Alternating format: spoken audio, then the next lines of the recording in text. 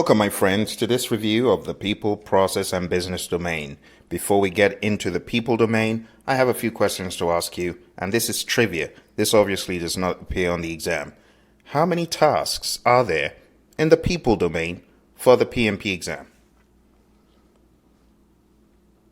The answer is 14 tasks. Next question. What percentage of the PMP exam is based on the people domain?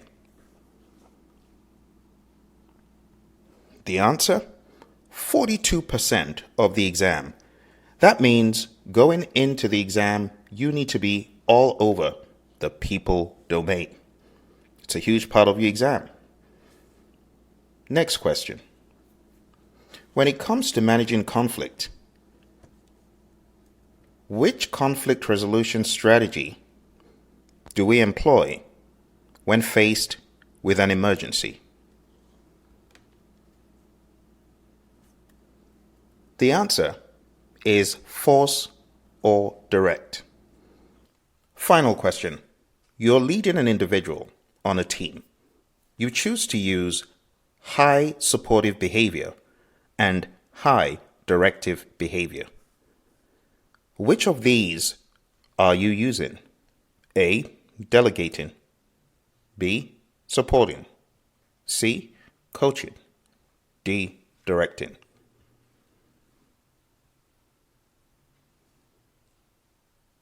The answer is coaching. The coaching quadrant in the matrix shows high supportive behavior and high directive behavior. Let's get into our lesson for the people domain. That concludes our first part of trivia. Now, let's jump into the people domain.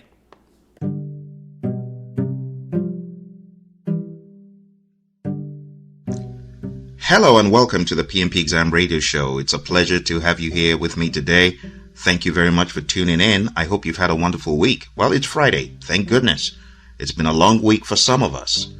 For some of us who've been on international travel like myself, my goodness, what an ordeal. It's a project and a half, just to get from here across the pond. But good news is I made it to Europe, and that's where I'm broadcasting from right now.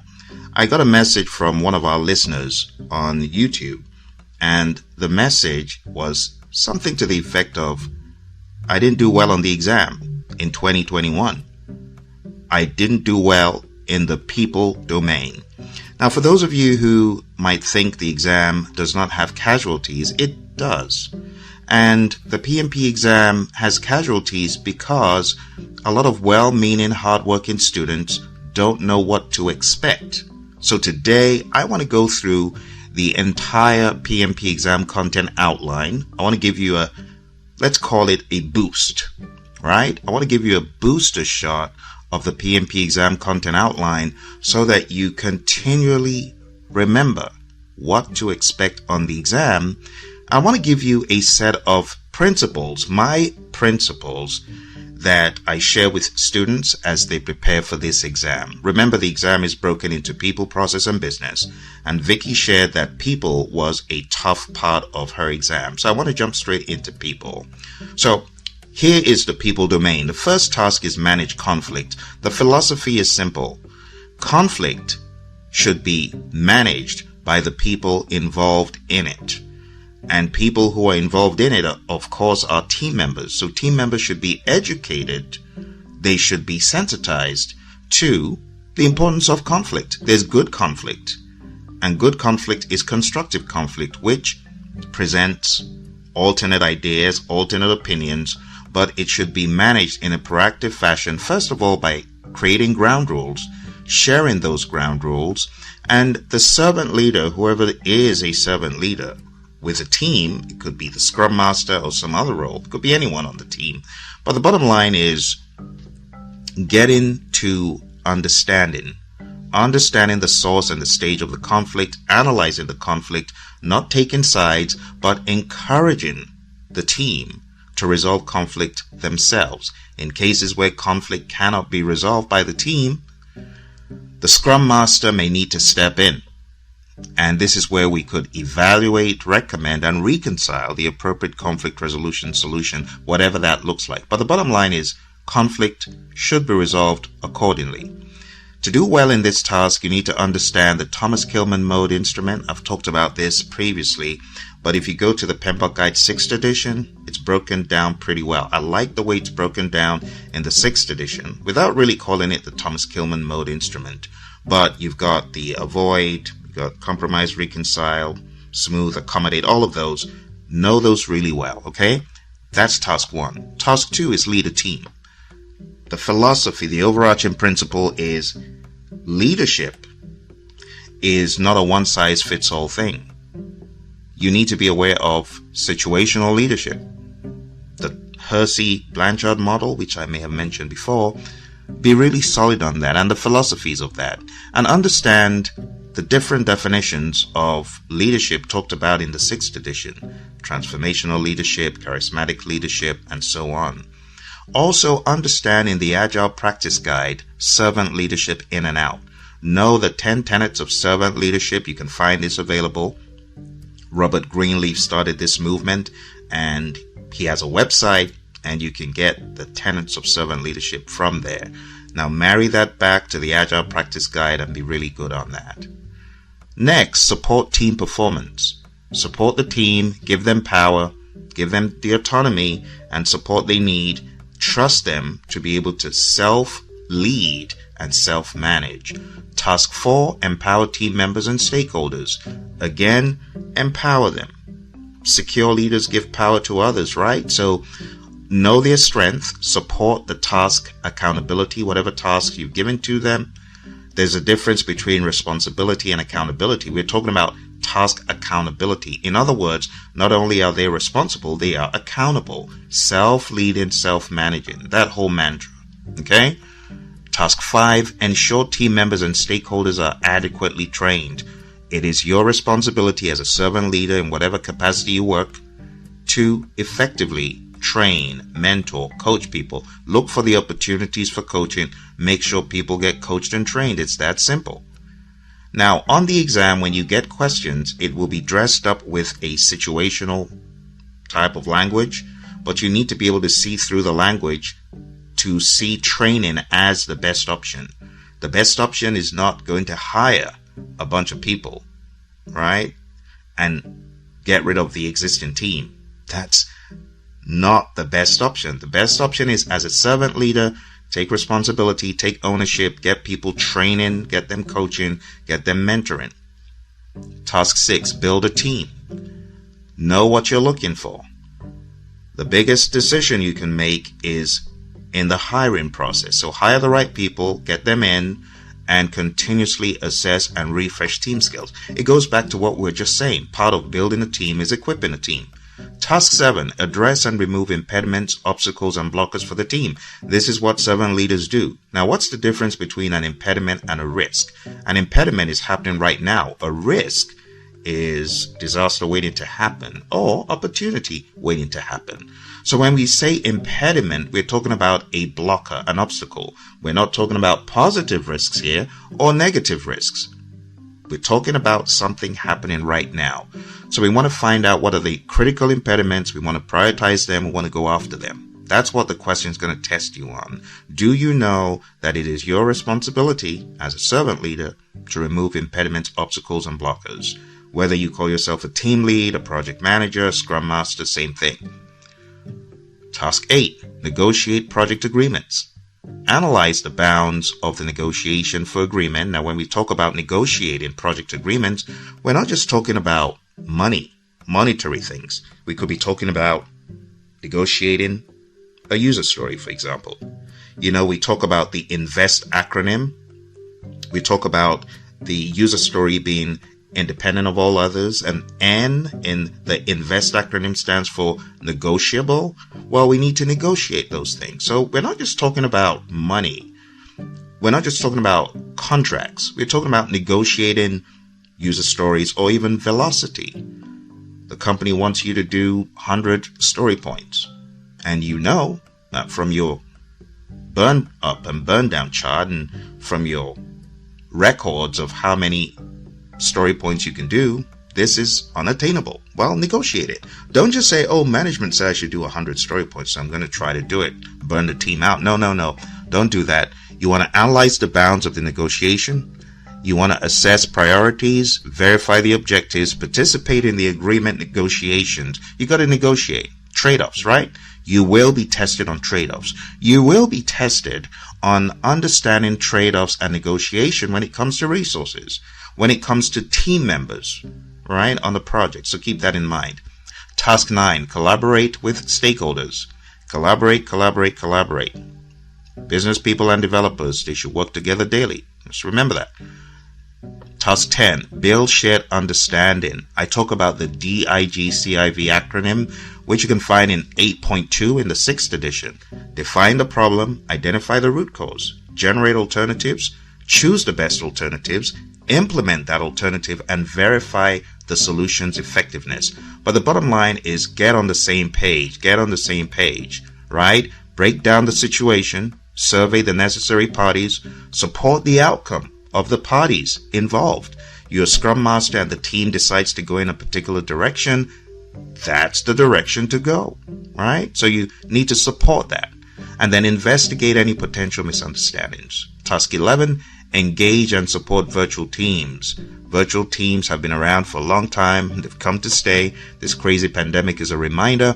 But when it comes to virtual teams, understand the tools of the trade. Understand what a virtual team is, but understand buzzwords such as fishbowl window or pair programming talked about in the Agile practice guide and things such as that, or remote pairing, which is the right word. Task 12, define team ground rules. Understand page 50 in the Agile practice guide, the team charter, right? Understand other names for ground rules. We could say team charter, team agreement, social contract, team contract, that kind of thing. But understand pages 49, page 50 in the Agile practice guide, and understand the output 9.1, where you get the team charter in the PMP Guide 6th edition. All of this is stuff that you should know for your exam. Task 13, mentor relevant stakeholders. Similar to what I said, if you find a gap in someone's understanding of a method, a framework, a principle, an idea, a project task, a story, mentor them. Allocate time to mentoring, recognize opportunities. It could be maybe something someone said and you realize, oh, that's an anti-pattern. They need to be mentored. They need to be educated. Task 14, promote team performance through the application of EI. EI is big. There are definitions in both the Agile Practice Guide and the PMP Guide. Understand it's bridling your emotions and influencing the emotions of others. All right. And that is just the people domain that Vicky wrote in to say she had a rough time with on her last exam. Vicky, I wish you all the very best on your next attempt. In the next few episodes, we're going to be tackling the process and the business, but I hope this was a nice little boost for you, a little bit of encouragement to get you in shipshape for your exam. Thank you. You take care, everyone. Speak to you soon.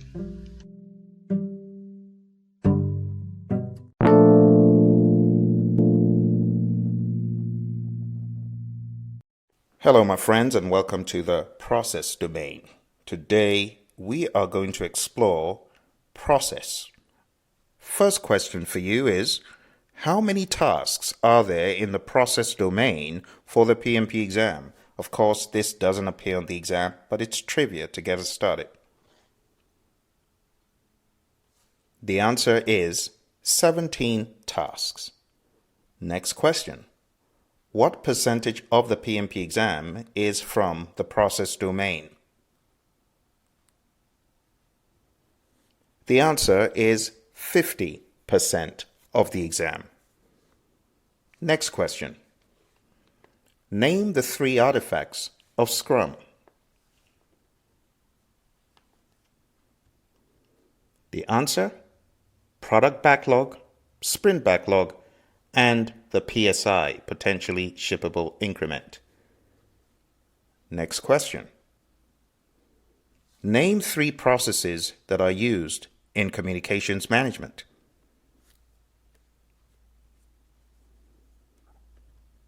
The answer: plan communications management, manage communications, Monitor communications. Next question.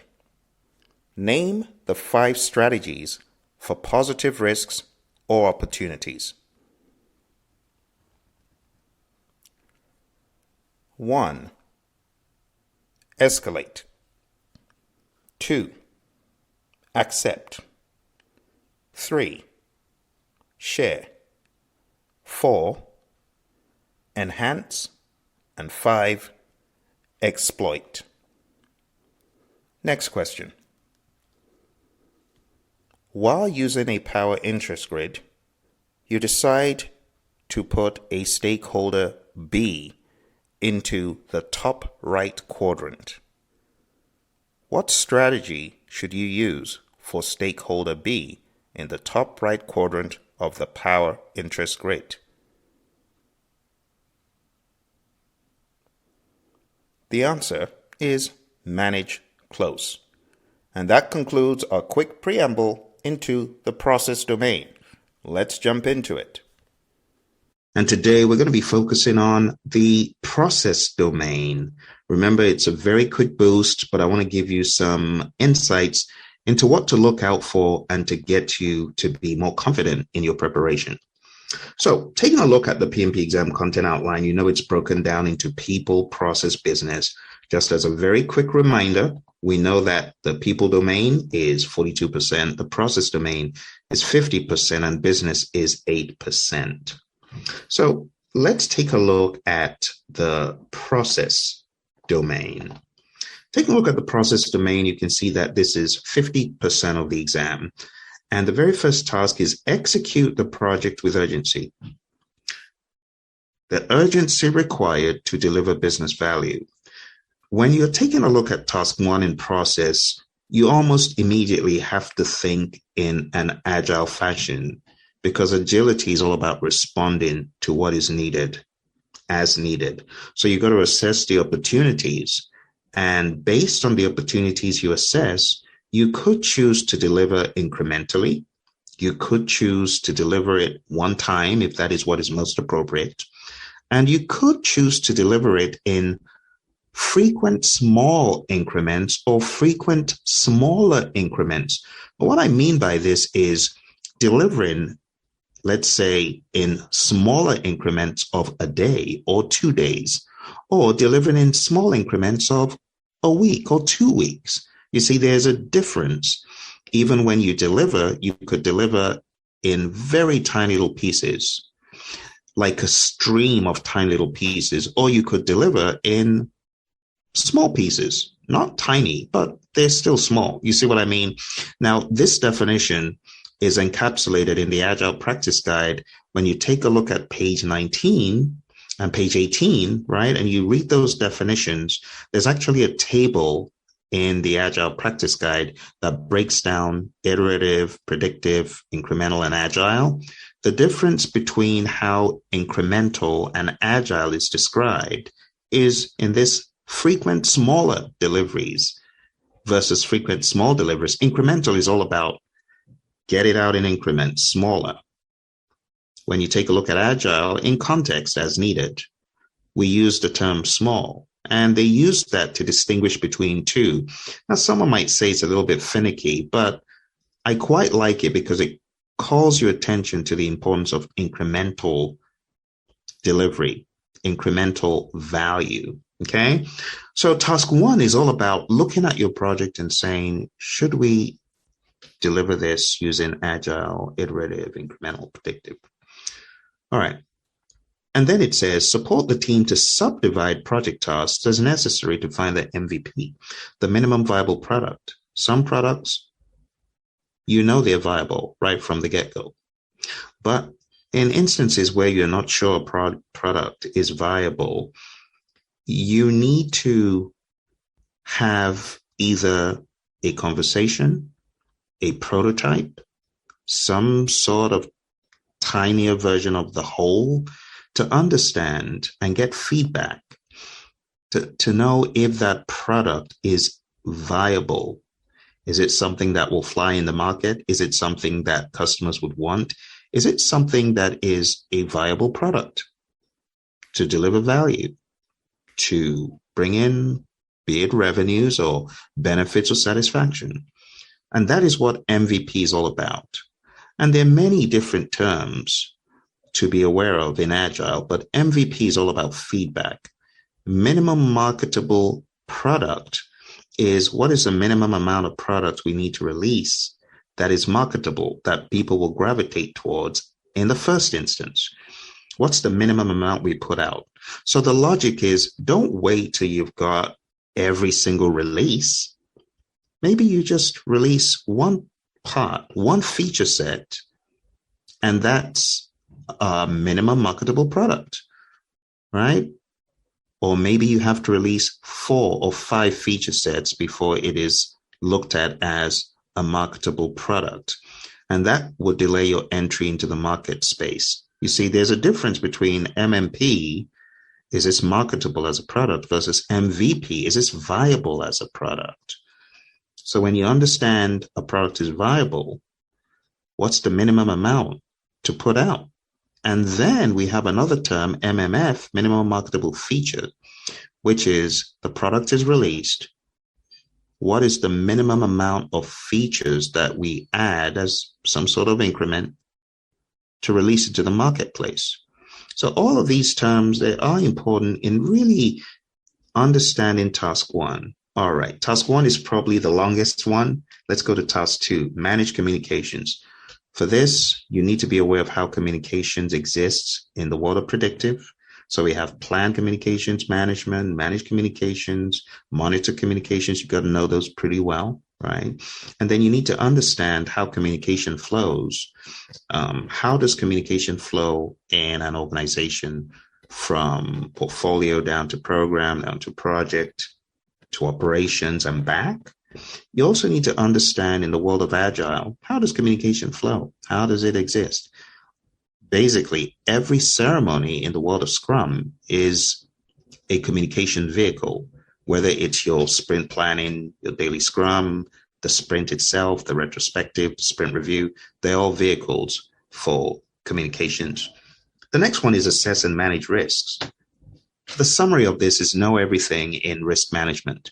Understand the nuts and bolts of plan risk management, identify risks, perform qualitative, perform quantitative risk analysis, plan risk responses, implement risk responses, and even monitor risk. Understand the nuts and bolts of those.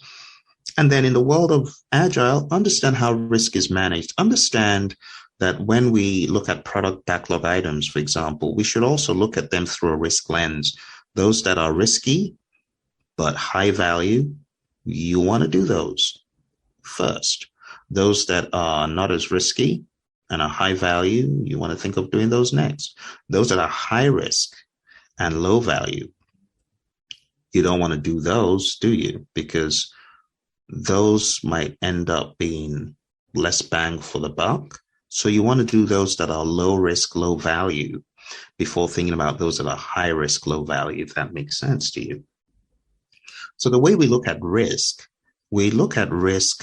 as built into a lot of the framework, whether you're working with Kanban or you're working with Scrum or you're working with TDD or FDD. A lot of these have inherent mechanisms built in to either the ceremonies or the practices. The next one is engage stakeholders. We talked about this a little bit earlier in the last episode. In this one, think about identify risks. And think about how the stakeholders come into this process, because as you're identifying risk, what should you do? You should also bring stakeholders in. That's a way you can engage them. It's also where you should analyze their risk appetite, stakeholder risk appetite. So what we have listed in task 4, it goes kind of beyond this. This is just a nice start. So you identify stakeholders, you analyze them, categorize them, engage them. But you also need to remember the pretty standard processes: identify stakeholders, plan stakeholder engagement, manage stakeholder engagement, and monitor stakeholder engagement. Task 5, plan and manage budget and resources. This is really all about cost management. So you have plan cost management, estimate cost, determine budget, and control costs. And you need to be aware of all of those.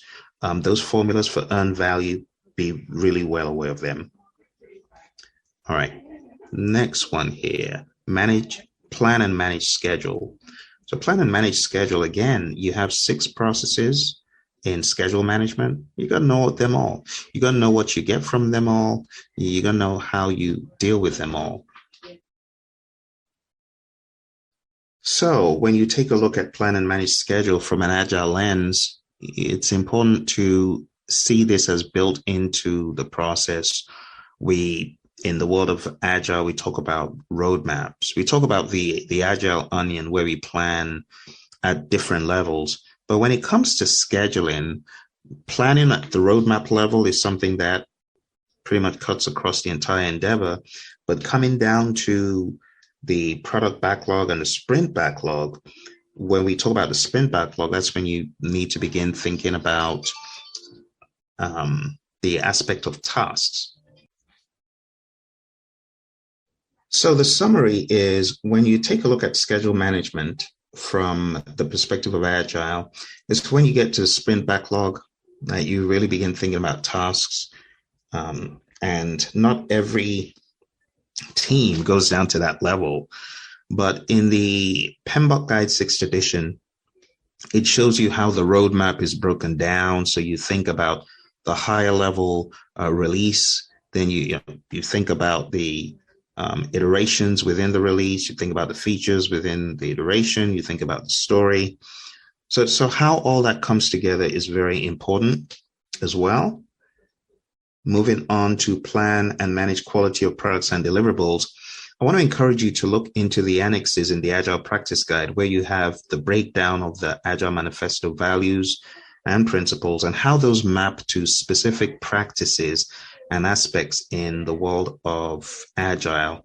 That is talked about quite a bit in the 2 tables in the annex that I would highly advise you look at in the Agile Practice Guide, where it shows the values and how those map to practices. And in fact, let me show that to you really quick. So for those of you who are able to watch the video via YouTube, just take a look.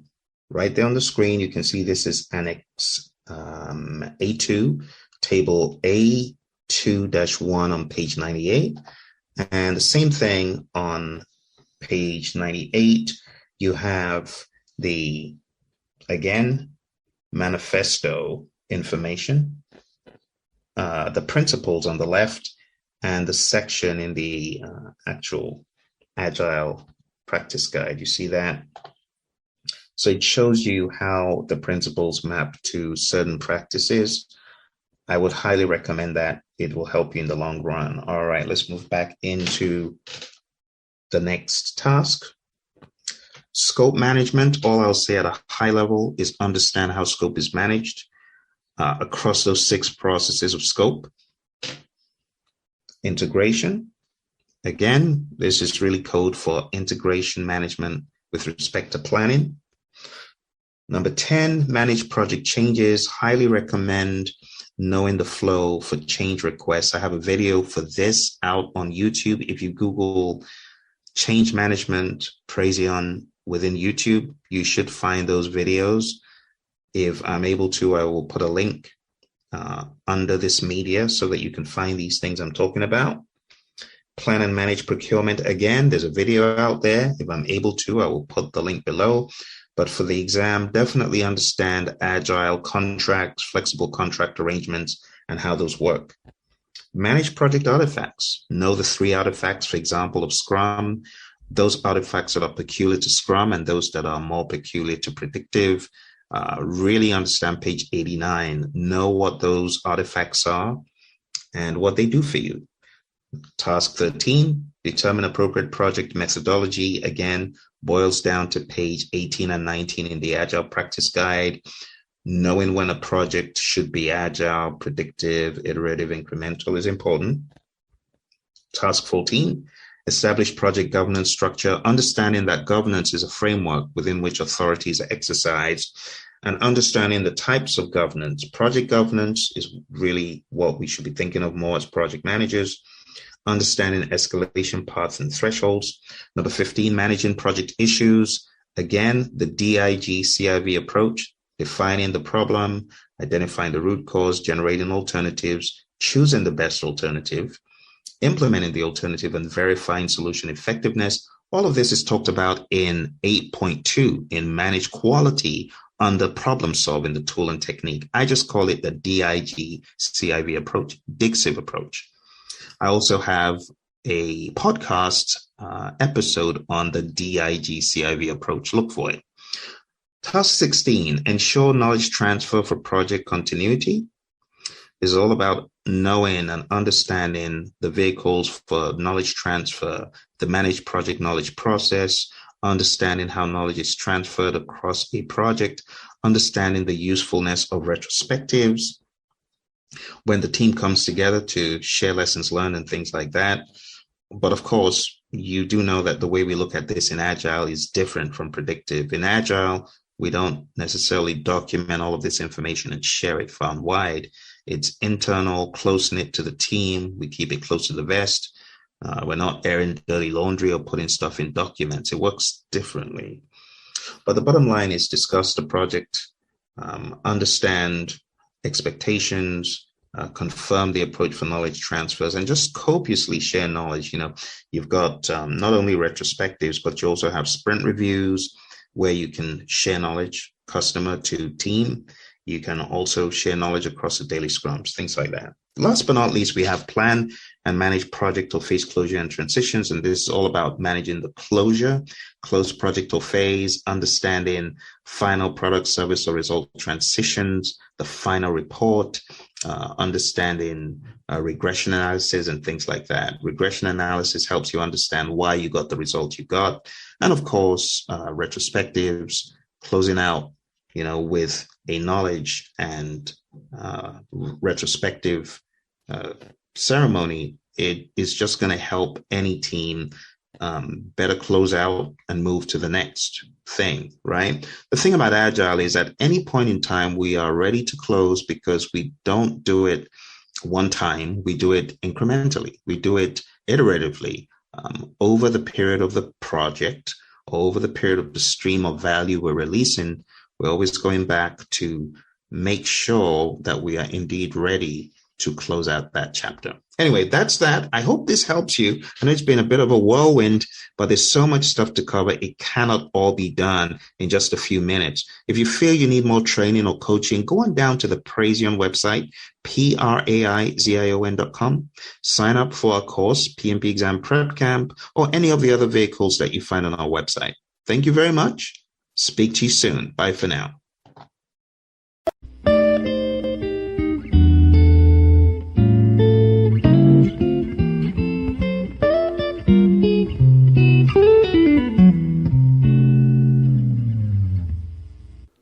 Welcome back to the last section where we talk about the business domain. And the question is, how many tasks are there in the business domain for the PMP exam? The answer? 4 tasks. Final question. What percentage does the business domain cover on the PMP exam? The answer is 8%. Let's jump straight into it. This is going to be the longest of all the sections because there's very little information to go off on in the PMBOK guide or the Agile practice guide when it comes to the business domain. So we need to blow this out quite a lot. Let's go.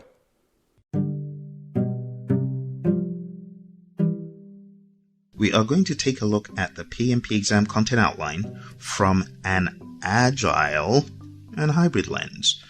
It's one thing to read the content outline just thinking about the 49 processes, but I always want you to go a step further and to read the content outline and think about the Agile and hybrid perspective. All right, so in the PMP exam content outline, we have people, process, business. The previous episodes, we covered people and we covered process. Today, we are covering business. So let's get down to business. Open up the PMP exam content outline, and why don't you follow me to page 10? It's the business environment. The business environment is all about business related ideas and how those relate to projects. Let's go over this really quick because they're only 4. But the thought and the thinking for this needs to be organizational level, program level, portfolio level, external environment level, and how that affects your projects, your organization, programs, portfolios, that big think. And that's why the PMI have made this 8%, because they know that in the publications they have, they actually didn't do a splendid job of documenting this clearly. And that's why those of you who are reading for the exam, you find yourself asking the question, where can I find this? Where can I find that? And the answer, you don't get. What you hear is crickets. Because it's hard to find this content, but I'll break it down for you. So let's go straight to the first task. It reads, plan and manage project compliance. So when you talk about compliance to begin with, how can we define it? Think about compliance like this. Compliance means adhering to a regulation, a law, a rule, a policy, a standard, a specification. And when we talk about this in business, compliance is linked to corporate governance. What is governance? Governance is the framework within which authority is exercised. It's the framework in which rules, regulations, and practices are upheld in the firm. So it's very firm level driven. Going a step further into the content outline, still in task 1, it reads, plan and manage project compliance. First enabler, confirm project compliance requirements. So we're talking about requirements for security. This could be physical security, it could be data security, it could be health and safety, it could be regulatory compliance.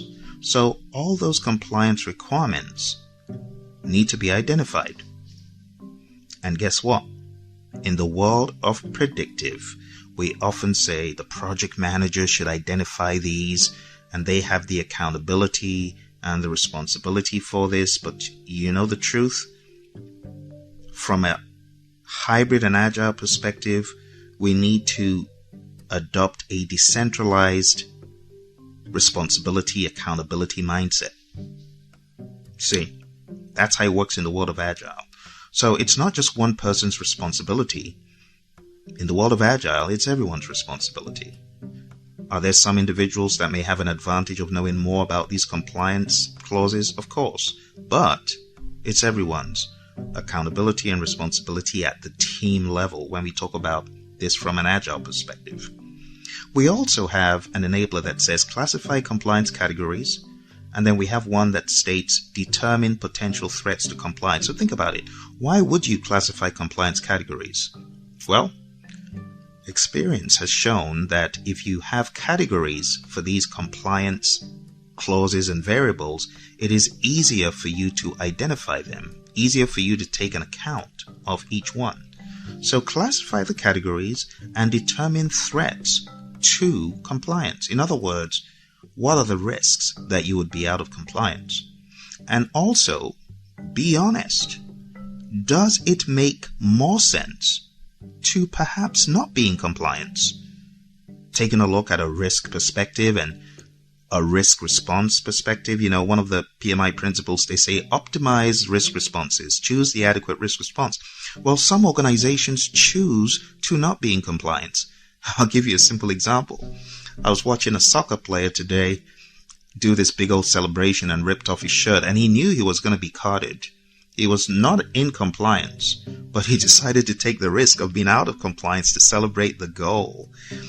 Now, sometimes in business, you choose to not be in compliance because the cost of being in compliance is too much. You'd rather pay the penalty than go through all these hoops and jumps and paperwork, you see. So that's another mindset that you can think about When does it make sense to maybe not be in compliance?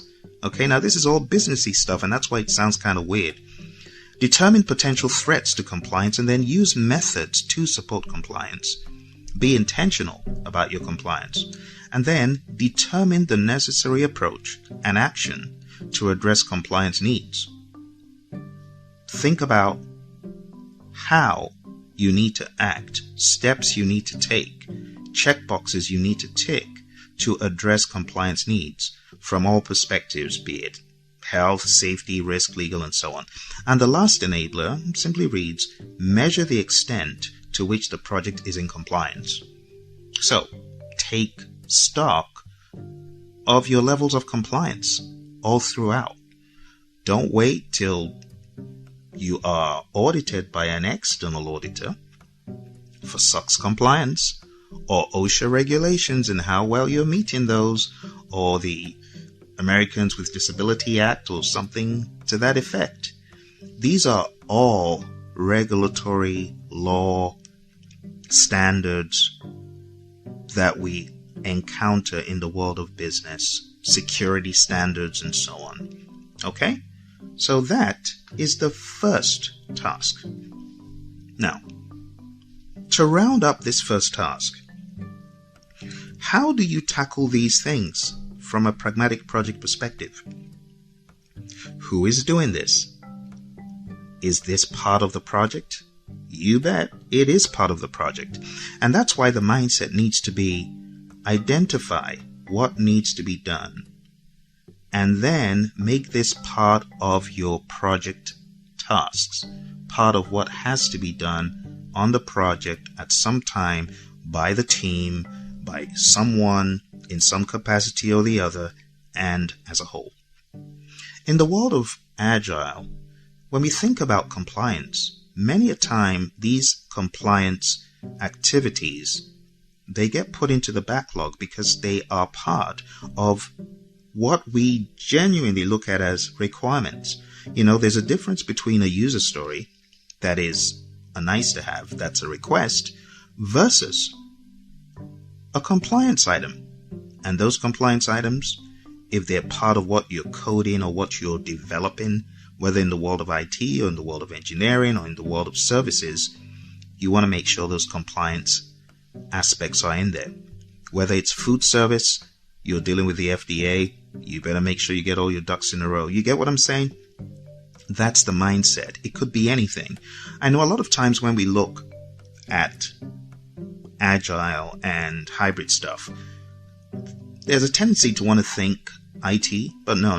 Don't just think IT. Think wider than IT.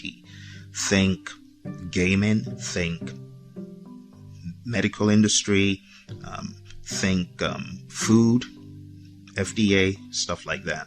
All right, let's move on to task 2. Task 2 is evaluate and deliver project benefits and value. The summary is this. When you are taking on a project, always ask the question, what is the benefit? What is the definite chief aim? Why are we doing this? What value are we looking to give to the customer? So we want to investigate, first of all, that benefits are identified. Not that benefits are realized, but that you identify them. There's a very robust section in the PMP Guide 6th edition on page 33 forward that talks about benefits. And there's a brilliant page 7 in the 6th edition that really gives you examples of tangible benefits, intangible benefits. Highly advise you to go read that up so that you understand what we mean by benefits and what we mean by value, because it says evaluate and deliver project benefits and value. So, value, when we say something has value, we're talking about the net quantifiable benefits that a customer or stakeholder realizes. If the customer is getting benefits, they are getting value, because value is the net quantifiable benefits that a customer realizes. So you want to identify that these benefits are identified, right, first of all, and then document agreement on ownership for ongoing benefit realization. In other words, who's going to own these benefits? Who is the benefits owner? This is all talked about in the PMP Guide 6th edition, page 33. The benefits management plan is really the document they're alluding to. Some people just call it a benefits plan. But that's where you begin the journey. Identify the benefits, know who the benefits owner is, get specific, right? Get quantitative, get qualitative, get specific. Number 3 says verify a measurement system is in place to track benefits. In other words, make sure you know what you're measuring. Are you measuring ROI? Are you measuring MPV? What exactly are you measuring? The 4th one is evaluate delivery options to demonstrate value. Ask the question, how are we going to deliver? Are we going to deliver incrementally? Are we going to do it a one-time thing? Pretty much, is this incremental? Or is this iterative? Or is it predictive? There are many questions you can ask, but you're either delivering one time or you're delivering multiple times. Some projects you absolutely can do that, and other projects you can't. But some projects where you can't deliver multiple times, you can think about an incremental validation of the sub-deliverables, even though you can't deliver a sub-deliverable on some projects all on their own. They just won't work. There's no point. But you can have those incremental milestones. And you know what value you're getting? You're getting value from customer feedback. In the world of Agile, we call this MVP, the minimum viable product. What is a minimum amount of product you need to show a customer? Or what is the minimum thing you need to do? MVP doesn't have to be a product, as I've said many a time. It could actually be a discussion. But the thing about MVP, you want to get feedback to make sure you're building the right stuff. And once you know what to build, then you know how to deliver it as you think more critically and introspectively. So evaluate the delivery options to demonstrate value. When you know that this is definitely going to deliver value, ask, okay, how should we deliver it? Frequent, smaller increments? Maybe larger chunks? Maybe a one-time thing? All right. Final one here for task 2 is appraise stakeholders of value gain progress. In other words, let your stakeholders know the value that has been delivered over successive time periods. For some projects, there's no value until you're done. Other projects, you begin realizing value along the way. And some projects, you deliver a product and it takes another 6 months, 1 year before you realize any value from it. But it's good to know what you're dealing with. Let's go to task 3. Evaluate and address external business environment changes for impact on scope. Think about that. External business environment changes. Let's talk about the crazy pandemic. When COVID hit, a lot of organizations had to do just that. They had to evaluate and address the business environment changes because no longer could their teams go into work. No longer could they sustain work in person. It had to be done by small teams coming on different shifts. It had to be done for some companies, like training companies. They had to change how they were doing stuff. And this is all they're saying in task 3. Constantly, as a good project manager, evaluate external business environment changes for the impact on scope. If the scope needs to change it. So you were thinking of building this big old 10-story structure to house your team, and then COVID hit. And you got 1,000 workers who don't need to be in the office, but you were about to fork out $50 million on a new building, and it's going to 2 years, and you see what I'm saying? This is when we need to think in an agile fashion, because maybe that's not the best use of your resources at this time. You see? So evaluate and deliver project benefits and value. And then when you know what value you're thinking about, constantly evaluate and address external business environment changes for impact on scope, because you may not be able to realize that value, those benefits of housing your team in this new structure, because the environment has changed. And that's a pretty drastic example. But on every project, there are examples of how the external environment could affect the project scope. So the idea is this: if you've thought about this from an agile perspective, as you prepared for the exam, you might have thought about backlog refinement. Well, that's part of it.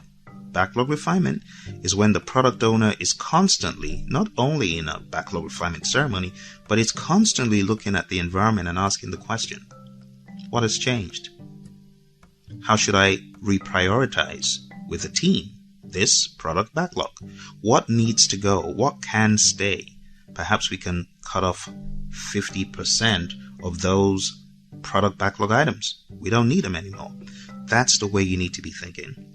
Being agile. All right. So assess and prioritize the impact on project scope, backlog based on changes in the external business environment, and then recommend options for scope or backlog changes. Pretty much what I said. Based on the business environment, you may need to make changes to the product backlog, schedule changes, cost changes, and then continually review external business environment for impacts on project scope, the backlog. It's a constant thing. Constantly ask, what is changing? New technology has arrived. Oh, well, we know that our customers aren't going to want what we're building because there's a new technology. Case in point, when 3D printing came on the scene, there were a lot of companies that realized they couldn't keep doing what they were doing at the rate they were doing. A lot of the projects had to change. They had to realize that there was a cheaper, more efficient way of doing things, 3D printing. Just as an example, let's go to number 4. Number 4 is support organizational change. And that's big. We're not talking about project change or program change or portfolio change. No, this is far-reaching, higher level change, organizational change. And the first enabler is assess organizational culture. Why? Because based on culture, you know how people will react to change. You know how people will be when you announce a change is coming. Some firms are just change averse. Some firms, they're deeply rooted in tradition, and they just find a hard time changing to anything. So assess your organizational culture and understand how best to deliver your project outcomes and outputs so that it will be taken in a productive manner. Some projects try to do too much too soon. They haven't assessed the organization's culture, and they are harming the organization by doing too much too quick. In the PMP Guide 7th edition, it reads something to the effect of people having change fatigue because you're trying to do too much change too quick. Don't do it, is pretty much what PMI is saying. The PMP Guide 7th edition actually takes change to a pretty high level, and I'm not talking about summary level. No, I mean they really went pedal to metal in talking about various change models. We talk about the William Bridges transition model. We talk about the ADKAR model.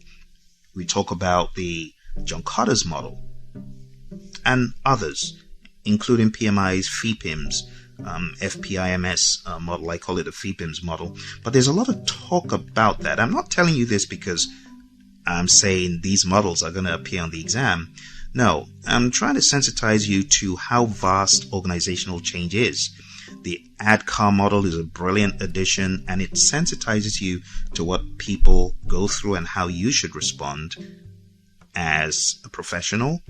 And the William Bridges transition model, it just helps you see how people go through peaks and valleys of emotions, some pretty rough emotions.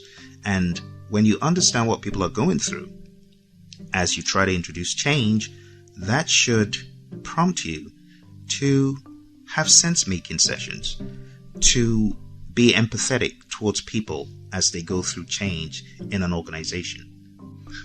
So the final task in business is all about supporting organizational change. Assess the organization's culture, evaluate the impact of the organizational change to your project, and determine required actions. So, how does change happening in the firm as a whole affect my project? And the last enabler is another question. How does my project impact the organization? In other words, evaluate the impact of your project to your organization and determine required actions. What needs to be done? What needs to be done to make sure that this change is absorbed the best way possible, is conveyed the best way possible? These are the ideas behind this one, and we could go into things like empathy and sense-making sessions and bringing the organization along, doing all the right people stuff. And trust me, you will be tested on change management at the project level and at the organizational level on your exam. You can expect those. So when we talk about change in process, it's different, right? We've gone over that before. Talking about change on the process level, it's all about, artifacts and deliverables and process and stuff. But task 4 in the business environment is at a higher level. It's organizational change. And you want to be proficient with that thinking, and you should know what to expect. In other words, it's all in the outline. Read it.